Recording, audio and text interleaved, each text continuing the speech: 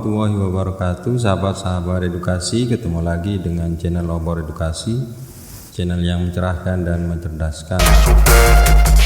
Bapak Ibu sekalian, Bapak Ibu tahu kalau pendidikan Indonesia masih jauh dari kata baik. Ini harus kita akui Bapak Ibu. Bahkan menurut program for International Student Assessment atau PISA tahun 2019 lalu, kita menempati urutan 62 dari 70 negara. Jadi boleh dibilang negara kita termasuk memiliki sistem pendidikan yang masih jauh dari kata baik. Nah, masalah pendidikan memang bukan hal baru dan penyebabnya banyak sekali. Salah satunya adalah kurikulum yang katanya terus berubah Bapak Ibu. Bahkan saking seringnya kurikulum di negara kita itu sampai ada ungkapan ganti menteri, ganti kurikulum. Bapak Ibu sekalian, berbicara tentang perubahan kurikulum, baru-baru ini Menteri Pendidikan dan Kebudayaan, Ristek dan Teknologi mengumumkan adanya kurikulum baru yang bernama Kurikulum Merdeka. Bagi sebagian Bapak Ibu yang masih baru dan penasaran dengan kurikulum ini, mari kita telusuri dalam video berikut ini fakta bagaimana kurikulum merdeka tersebut. Bapak Ibu sekalian, ada 7 poin penting atau pokok di dalam kurikulum merdeka. Poin-poin penting ini perlu Bapak Ibu ketahui dan pahami bersama sehingga bisa memiliki pengetahuan dan pencerahan sebelum Bapak Ibu di sekolah melaksanakan kurikulum merdeka ini. Apa saja poin-poin penting tersebut? Di antaranya adalah yang pertama adalah struktur kurikulum. Bapak Ibu sekalian, dalam struktur kurikulum ini semua proses pembelajaran di sekolah itu mengacu pada profil pelajar Pancasila. Jadi profil pelajar Pancasila dijadikan sebagai acuan utama dalam struktur kurikulum merdeka ini. Oleh karena itu, pengembangan terhadap setiap standar isi, standar proses dan standar penilaian serta capaian pembelajaran, prinsip pembelajaran dan asesmen pembelajaran itu selalu mengacu pada profil pelajar Pancasila ini. Jadi secara umum struktur kurikulum yang berlaku di dalam kurikulum merdeka ini yaitu ada 2, ada kegiatan intrakurikuler yang berupa pembelajaran tatap muka bersama guru dan kegiatan proyek. Namun meski demikian Bapak Ibu di sekolah boleh dan bisa diberikan keleluasaan untuk dapat mengembangkan program pendidikan tambahan sehingga dengan demikian siswa dapat lebih mengembangkan kompetensinya dan minatnya masing-masing. Kemudian yang kedua Bapak Ibu yaitu apa yang disebut dengan istilah capaian pembelajaran. Jadi capaian pembelajaran ini kalau kita bandingkan dengan kurikulum 2013 yaitu sama dengan istilah kompetensi inti dan kompetensi dasar atau KIKD. Jadi dalam istilah kurikulum merdeka ini diganti dengan capaian pembelajaran. Jadi capaian pembelajaran ini sebagai ukuran kompetensi yang akan dicapai oleh peserta didik dalam proses pembelajaran.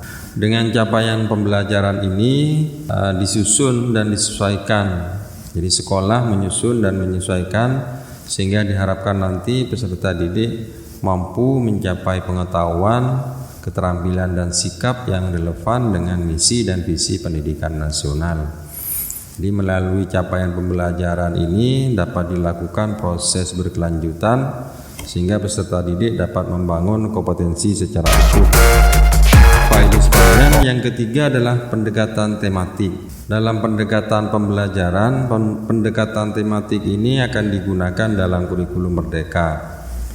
Jadi jika biasanya pendekatan tematik ini hanya untuk jenjang sekolah dasar, namun di kurikulum merdeka ini dapat pula diaplikasikan pada jenjang-jenjang pendidikan lainnya. Sebaliknya juga di jenjang pendidikan sekolah dasar, guru boleh dengan leluasa menggunakan pendekatan tematik maupun pendekatan jenis lainnya. Yang penting yaitu demi tercapainya tujuan pembelajaran secara efektif dan efisien. Kemudian yang keempat, jam pelajaran. Pada kurikulum 2013 jam pelajaran itu ditentukan per minggu, tetapi pada kurikulum Merdeka ini bahwa jam pelajaran itu diakumulasikan, diperhitungkan dalam 1 tahun. Jadi dengan sistem ini sekolah dapat lebih mudah mengatur pelaksanaan program pembelajaran sesuai dengan kalender sekolah yang berlaku. Jadi Bapak Ibu, jam pelajaran ini bisa saja mata pelajaran itu dibuat tidak harus setiap semester, bisa saja di semester ganjil diajarkan, di semester genap tidak diajarkan, bisa saja sebaliknya Bapak Ibu. Kemudian yang kelima, model pembelajaran kolaboratif. Jadi dalam kurikulum Merdeka ini model pembelajaran yang dianjurkan adalah bersifat kolaboratif. Jadi sekolah dapat mulai menerapkan asesmen lintas mata pelajaran. Jadi misalnya asesmen sumatif dalam bentuk proyek aplikatif bagi peserta didik. Jadi dengan kurikulum ini proyek-proyek pada jenjang sekolah dasar itu harus dan wajib dilakukan minimal 2 kali dalam 1 tahun, sedangkan pada jenjang sekolah pertama dan sekolah atas proyek-proyek yang berbasis proyek itu diharapkan dilakukan minimal 3 kali dalam setahun. Penyelenggaraan asesmen berbasis proyek ini memiliki tujuan untuk penguatan profil pelajar Pancasila. Berikutnya adalah mata pelajaran informatika. Jadi mata pelajaran informatika pada kurikulum 2013 ini dihapus Bapak Ibu, tapi untuk kurikulum MK ini menjadi mata pelajaran wajib terutama di sekolah menengah pertama. Dalam hal ini sekolah yang belum memiliki tenaga pengajar atau guru yang berlatar belakang informatika dapat mengambil guru umum untuk mengampu mata pelajaran ini. Ini dikarenakan pemerintah melalui Kemendikbud telah menyediakan bahan ajar dan modul pembelajaran yang aplikatif dan sangat mudah untuk diterapkan dan disampaikan oleh guru yang berlatar belakang pendidikan apapun.